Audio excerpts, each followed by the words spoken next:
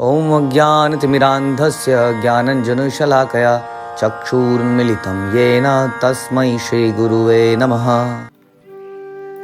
ॐ नमो भगवते वासुदेवाय। ॐ नमो भगवते वासुदेवाय। ॐ नमो भगवते वासुदेवाय। श्रीमद् भागवतम तीसरा कैंटो 5वां अध्याय और 28वां श्लोक। तो विदुर मैत्रेय के बीच में चर्चा चल रही थी, तो मैत्रेय जवाब दे रहे हैं। क्रिएशन के बारे में चर्चा हो रही है कि क्रिएशन कैसे होती है, विराट रूप कैसे लेता है। विराट रूप में पहले महत तत्व आता है। हमने चर्चा करी कि महत तत्व एक उस आटे के गोले की तरह है, मल्टीग्रेन आटा, जिसके अंदर बहुत सारी चीज़ें मिली हुई हैं। उससे बच्चे कई बार बतख, सांप और बहुत कुछ बना देते हैं, और कई बार उसमें फिर से मिला के गोला बना देते हैं। तो इस प्रकार से महत तत्व वो चीज़ है जिसमें सारे तत्व हैं, पृथ्वी, जल, वायु, आकाश और पता नहीं क्या क्या, सबका मिश्रण, और उसके बाद इसमें से वैरायटी पैदा होती है। कैसे कैसे होती है ये हम इन श्लोकों में सुनेंगे। तो 28वां श्लोक। सापि अंश गुणा काल आत्मा भगवत दृष्टिगोचर आत्मानम व्यकरोत आत्मा विश्वस्य अस्य शिष्यया। इसके बाद महत्तत्व अनेक भिन्न भिन्न भावी जीवों के आगार रूपों में विभेदित हो गया। महत्तत्व वो गोला धीरे धीरे अलग अलग उसने आकार लेने शुरू किए, और यह महत्व तत्व मुख्यतः तमोगुणी होता है और यह मिथ्या अहंकार को जन्म देता है। तो महत्व तत्व में मिथ्या अहंकार मिला दिया जाता है, जैसे आटे में नमक मिला दिया जाता है, जैसे आटे में अजवाइन मिला दी जाती है, वगैरह वगैरह। अब इसमें मिथ्या अहंकार मिला। अब मिथ्या अहंकार क्या चीज़ है? मिथ्या अहंकार के बिना ये संसार पॉसिबल नहीं है। एक्चुअली में ये संसार बनता ही विद एन इल्यूजन है कि मैं ये शरीर हूँ। हाँ, क्योंकि उन्हीं लोगों के लिए है जो यहाँ पर भोग करना चाहते हैं, उन्हीं आत्माओं के लिए तो बना गया, इसलिए उन्हें मिथ्या अहंकार में भुला दिया जाता है। जैसे इंसान एंजॉय करने के लिए नशे में चला जाता है, शादी में, ब्याह में, ऐसे मौक़ों पर शराब पी के दूध होना चाहता है। तो एंजॉय करने के लिए वो सब कुछ भुला देना चाहता है, नैतिकता, अनैतिकता, क्योंकि होश में आएगा तो उसको लगेगा नहीं नहीं यार ये तो गलत है, नहीं नहीं यार ये तो गलत है, इसलिए बेहोशी में सारे काम करो। उसी तरह से मिथ्या अहंकार इंसान को बेहोश बना देता है। What is right and what is wrong, उसकी डेफिनेशन समाप्त हो जाती है, शास्त्र समाप्त हो जाते हैं, गुरु समाप्त हो जाते हैं। तो ये मिथ्या अहंकार वही काम करता है। मिथ्या अहंकार means false identity, identifying ourselves with our body, जिससे कि सारी नैतिकता, अनैतिकता, मतलब सब खत्म हो जाता है, बुद्धि खत्म हो जाती है। तो ये मिथ्या अहंकार आ गया बीच में। अब यह भगवान का स्वांश है जो सर्वनात्मक सिद्धांतों की पूर्ण चेतना तथा फलन काल से युक्त होता है। तो इस मिथ्या अहंकार के कारण सारी जीवात्माएं क्या कहती हैं? सारी जीवात्माएं कहती हैं भोक्ता हम हैं। भगवान कहते हैं भोक्ता मैं हूँ, ये कहती हैं भोक्ता मैं हूँ। है ना, आता था ना वो भोक्ता, consumer, consumer is the king. तो हम लोगों को यही सिखाया जाता है कि नहीं? हाँ, कंज्यूमर इज द किंग। अपनी मांगे पूरी करो। हाँ, कहीं पर अगर सर्विस नहीं मिल रही है तो ललकारो, डांटो। तो ये है उसी के एग्जाम्पल। तो मिथ्या अहंकार में हम अपने आप को शरीर मानकर अपने आप को भोक्ता मानने लगते हैं। कृष्ण का, जैसे कृष्ण हैं वैसा हम बनने का प्रयास करते हैं, अनजाने में करते हैं मिथ्या अहंकार के कारण। लेकिन इसके पीछे छुपी भी हमारी इच्छाएं होती हैं जो भोगने की होती हैं। तो इस प्रकार से ये संसार आगे बढ़ता है। फिर क्या होता है? महत तत्वात् विकुर्वाणात् अहम तत्वं व्यजायत कार्य कारण कर्ता आत्मा भूत इंद्रिया मनमया वैकारिका तेजस चा तामस चा इति अहम त्रिधा। महत तत्व या महान कारण रूप सत्य मिथ्या अहंकार में परिणित होता है, जो तीन अवस्थाओं कारण में कारण कार्य कर्ता के रूप में प्रकट होता है। ऐसे सारे कार्य मानसिक धरातल पर होते हैं। जो भी अब कार्य होने लगेंगे महत्व तत्व और मिथ्या अहंकार के मिश्रण के बाद, वो मानसिक धरातल पर होंगे, भौतिक धरातल पर होंगे, देहात्म बुद्धि के आधार पर होंगे। जो भी व्यक्ति काम करेगा इसके बाद वो ये सोच के नहीं करेगा कि मैं कृष्ण का अंश हूँ, कृष्ण का निज दास हूँ। अब वो सारे काम ये सोच के करेगा कि I M an independent person, I am this and that, मैं इसका पुत्र हूँ, इसका पति हूँ, ये हूँ और ये मेरा परिवार है। ये इस आधार पर, मानसिक आधार पर करेगा। वे भौतिक तत्वों, स्थूल इंद्रियों तथा मानसिक चिंतन पर आधारित होते हैं। मिथ्या अहंकार तीन विभिन्न गुणों सतोगुण, रजोगुण, तमोगुण को में प्रदर्शित होता है। यस, तो पहले तो मिथ्या अहंकार जिसने हमें यही बुला दिया कि हम हैं क्या। यहीं से कहानी शुरू होती है सारी, ये कहानी यहीं से शुरू होती है। और इसके बाद इसमें और ज़्यादा जैसे कई बार लोग क्या करते हैं, सिगरेट तो पीते ही हैं, सिगरेट को खोलकर उसके अंदर और नशा मिलाकर उसके अंदर फिर से सिगरेट में भर देते हैं, एज इफ कि सिगरेट का अपने आप नशा कंप्लीट नहीं है।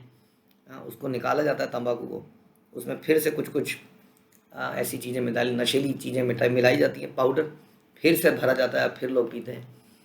तो मिथ्या अहंकार as if was not enough, अब मिथ्या अहंकार के ऊपर सतोगुण, रजोगुण और तमोगुण और आ गए, जो निरंतर हमें प्रेरित करते हैं। जैसा हम चर्चा करते हैं कि 3 गुण जो हैं ये हमें अलग अलग तरीके से प्रेरित करते रहते हैं, और हम ऑलरेडी मिथ्या अहंकार में हैं, तो हम टोटली पथभ्रमित हो जाते हैं और इन गुणों के आधार पर कार्य करने लगते हैं। जो बहुत ही रजोगुणी व्यक्ति है वो यह मानता हुआ कि वो शरीर है, बहुत काम करता है, वो दिन में 15-15, 20-20 घंटे काम करता है, खूब पैसा कमाता है, नाम कमाता है, शोहरत कमाता है, और एक दिन मर जाता है मिथ्या अहंकार के कारण। मिथ्या अहंकार के कारण कोई व्यक्ति सतोगुण में प्रभावित होकर बड़े सतोगुणी काम करना चाहते हैं, वो गांव में रहकर किसी की मदद कर रहे हैं, वहाँ पे कहीं पर अस्पताल खोल दिया है, कुछ कुछ ऐसा कर दिया है, कम में सुख पा रहे हैं, लेकिन अभी भी वो है मिथ्या अहंकार के अंदर, यानी कि वो ये नहीं जानते हैं कि वो कृष्ण का अंश है। तो मिथ्या अहंकार और सतोगुण मिश्रित हो गया, मिथ्या अहंकार और तमोगुण मिश्रित हो गया। हाँ, भौतिक बोध है, हम ये शरीर हैं, लेकिन अब तमोगुण हो गया, साथ में हम क्या हैं, हम ये वाली जाति के हैं, दूसरी जाति को जला देंगे, मार देंगे, काट देंगे, हम इस वाली कंट्री के हैं, इस वाली कंट्री को उखाड़ देंगे। तो ये मिथ्या अहंकार के साथ तमोगुण भी मिश्रित हो जाता है। व्यक्ति आतंकवादी बन जाता है, दूसरों को मारना चाहता है, पशु बलि चलाता है, बहुत कुछ ऐसे काम करता है। ठीक है, तो तीनों ये जो मैंने बताया आपको बड़ा सिंपलिस्टिक वे बताया, किसी भी एक व्यक्ति के साथ एक गुण मिश्रित नहीं होता है, ये तीनों गुण हर व्यक्ति के साथ मिश्रित होते हैं। किसी में सतो ज़्यादा, किसी में तमो ज़्यादा। आपने अगर कभी रंगों को मिक्स किया है तो आप देख सकते हैं कि थोड़ा थोड़ा रंग, बेसिक रंग, उन रंगों से कितने रंग बनाए जा सकते हैं, अनेक रंग, 6 रंग आते हैं बेसिक, उनसे कितने रंग बना सकते हैं। उन 6 के पीछे भी 3 बेसिक होते हैं, उनसे 6 बनते हैं इस प्रकार, और उनसे अनंत बनते हैं। तो ये बहुत ही कॉम्प्लिकेटेड विषय है कि हर व्यक्ति का नेचर क्यों इतना डिफरेंट है, क्योंकि उसके अंदर इन 3 गुणों का मिश्रण डिफरेंट है। सभी मिथ्या अहंकार से ग्रसित हैं commonly, that is a common thing, कि I am this body, I am not नित्य कृष्णदास। उसके बाद में इन 3 रंगों का कितना कितना किसमें क्या मिश्रण है, वो उसी कारण हर व्यक्ति का नेचर बदलता रहता है। अहम तत्वात् विकुर्वाणात् मना वैकारिकात् अभूत वैकारिका च ये देवा अर्थ अभिव्यंजनम यथा। मिथ्या अहंकार सतोगुण से अंतः क्रिया करके मन में रूपांतरित हो जाता है। अब धीरे धीरे आगे की क्रिएशन हो रही है। अब मिथ्या अहंकार था, 3 गुण आए, उसमें से सतोगुण के साथ मिथ्या अहंकार ने आपस में इंटरेक्शन किया, अंतः क्रिया करी, कुछ कुछ पैदा किया, तो मन पैदा हो गया। हाँ, अब सारे देवता भी जो घटना प्रधान जगत को नियंत्रित करते हैं, उसी सिद्धांत अर्थात मिथ्या अहंकार तथा सतोगुण की अंतः क्रिया के परिणाम है। अब 2 केमिकल को मिलाया गया लैब के अंदर, वह है मिथ्या अहंकार, सतोगुण, देखिए क्या बनता है। तो एकदम से मन पैदा हुआ और सारे देवी देवता पैदा हुए। तेजसानीन्द्रियाण्येव ज्ञान कर्म यानी च, इंद्रिया निश्चय ही मिथ्या अहंकार जन्य रजोगुण की परिणाम है। अब मिथ्या अहंकार, false identity, I am not this body, इसके साथ रजोगुण मिला। जब रजोगुण मिला तो क्या हुआ, इंद्रियां पैदा हुई। अब आप देखते हैं इंद्रियां हमेशा कुछ करना चाहती हैं, है कि नहीं। आदमी एक जगह बैठ नहीं सकता है, उसको लेक्चर में भी अगर थोड़ी देर बैठ रहा गया तो उसको लगता है थोड़ी देर खड़ा होकर ज़रा टहल के आते हैं। अब देखते हैं कुछ ना कुछ इंद्रियां करना ही चाहती है हमेशा, तो ये रजोगुण का लक्षण है।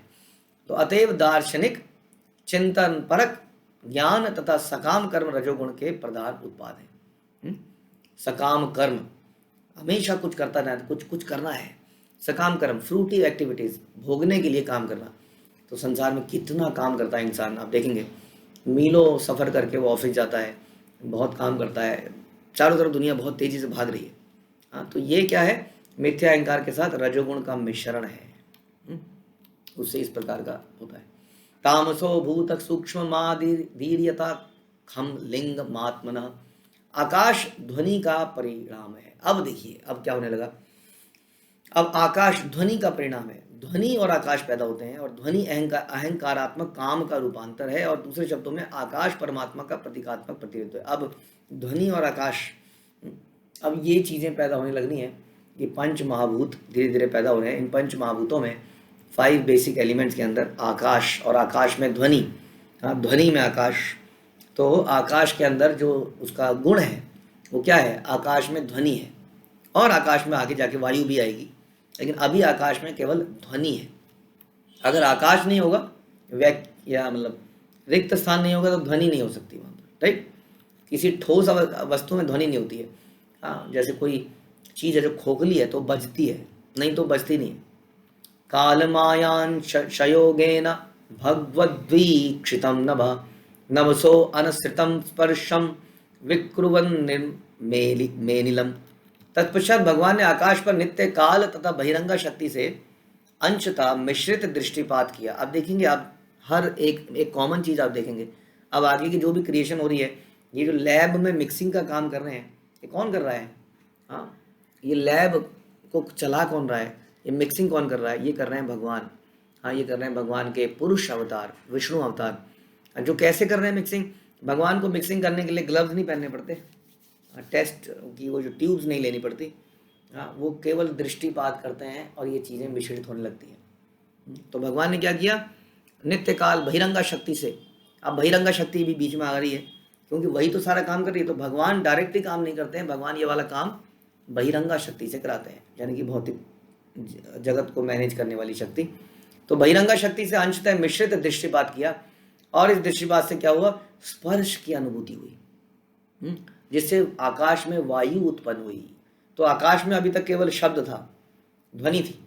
अब भगवान के दृष्टिपात करने से वहां पर वायु उत्पन्न हुई और स्पर्श हुआ। जब हवा चलती है तो स्पर्श महसूस होता है ना हमारे ऊपर। स्पर्श का जो फीलिंग है वो वायु के माध्यम से है। तो अब ये एलिमेंट पैदा होते हैं भगवान के दृष्टिपात करने से। अनिलो अपि विकुर्माणु नभसोरु बलान्वितः ससर्ज रूप तन्मात्रम ज्योतिर्लोकस्य लोचनम। और उसके बाद अतीव शक्तिशाली वायु ने आकाश से अंतः क्रिया, इंटरेक्शन किया आकाश के साथ, और उससे क्या हुआ? इंद्रिय अनुभूति का रूप उत्पन्न किया, और रूप की अनुभूति बिजली के रूप में आई। तो अभी तक रूप की अनुभूति नहीं थी, हाँ, क्योंकि शब्द में भी रूप नहीं था और वायु में भी कोई रूप नहीं था। लेकिन अब वायु ने आकाश के साथ कुछ इंटरेक्शन किया, मिश्रण हुआ, तो एक रूप पैदा होता है, और ये रूप पैदा होता है बिजली के रूप में, अग्नि के रूप में, जिससे कि प्रकाश होता है।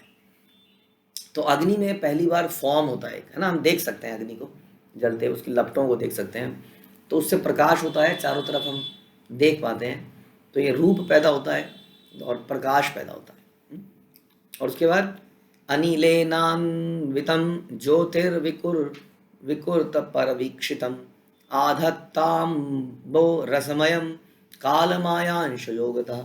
जब वायु में बिजली की क्रिया हुई, हाँ, वायु और बिजली आई ना, अब बिजली में रूप था, तब उस पर ब्रह्म ने दृष्टिपात किया।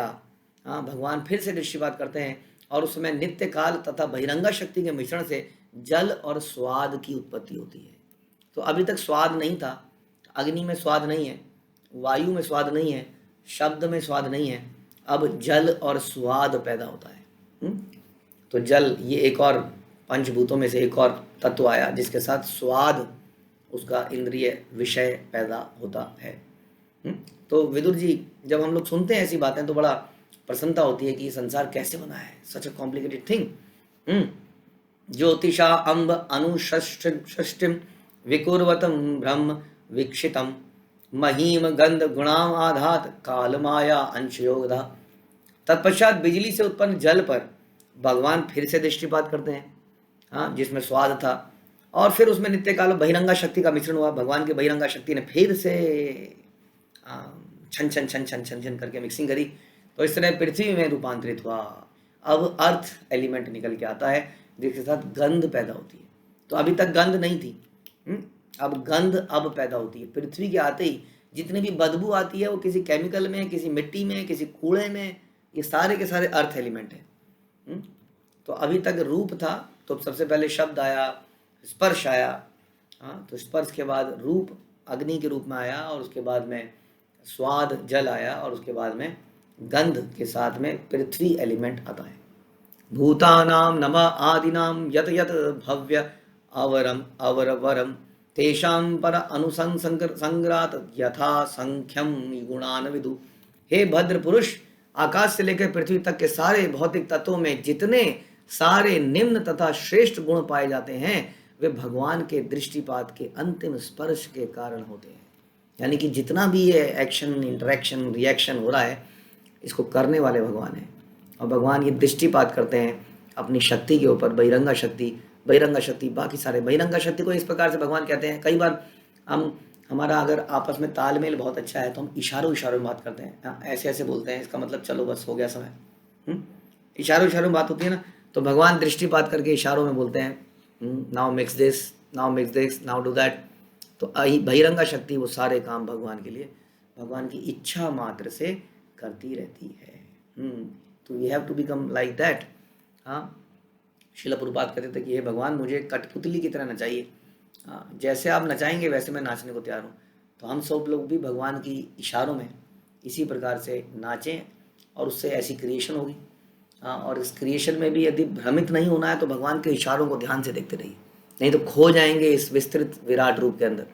और जो भगवान की आंखों को देखता रहेगा, उनके इशारों को देखता रहेगा, वो इस जगत से निकल के भगवान के धाम में चला जाएगा। हरे कृष्णा। शिल प्रभुपाद की जय। ग्रंथराज श्रीमद् भागवतम की